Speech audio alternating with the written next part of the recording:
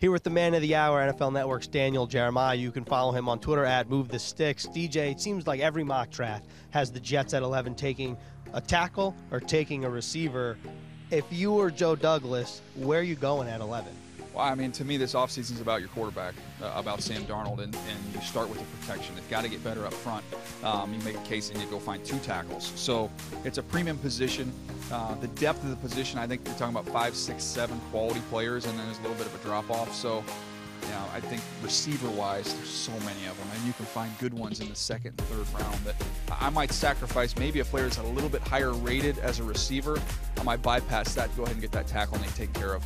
Is there a tackle that you think makes sense for the Jets more than the other, or it's just whoever's the highest rated tackle at the time on Joe's board, that's who you're going with? I think there's a lot of upgrades out there.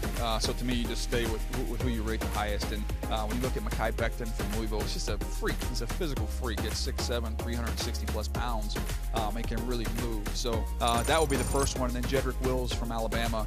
He played on the right side. I think he could play either side. He's just really technically sound. He's really explosive. In terms of pass protection and in the run game, both at the point of attack and second level, he's really good. And how about day 2? The Jets have 3 picks on day 2, 1 in the second, 2 in the third rounds. Let's start with the receivers. Who makes sense for the Jets? Well, I look at a guy like John Hightower at Boise State. To me, is kind of a third-round type player. Denzel Mims is another one who I really like. I mean, there's a million of these guys at the receiver position. Are there any corners or edge guys that you think could be good value picks on day 2?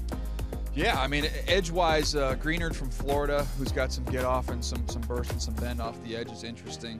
We'll see what happens with Marlon Davidson, where he's going to go. He's unique because he's just so big.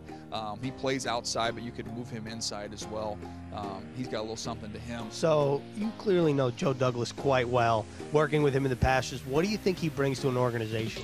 Joe is a couple things. Joe is very disciplined, he's smart, and he believes in building a team a certain way. And it's going to start with toughness and physicality, just the way that, you know, he was raised in Baltimore in that organization. So being able to protect the quarterback, be able to get after the quarterback, and I think that's kind of the identity you're going to find with him. It's, again, I just think it's an off-season for your quarterback, for Sam Darnold. What you have to do to give him some help to see if he can take that next step. And I think Joe's as good as it gets at getting that done. All right, well, you can watch the Combine, NFL Network, 4 p.m. starting Thursday. Receivers are up first. Is Henry Ruggs taking the 40 crown? I hope so. We need some juice in this Combine. Henry Ruggs, go break that thing. All right, you can follow him at MoveTheSticks. Daniel Jeremiah, NFL Network. Thank you so much.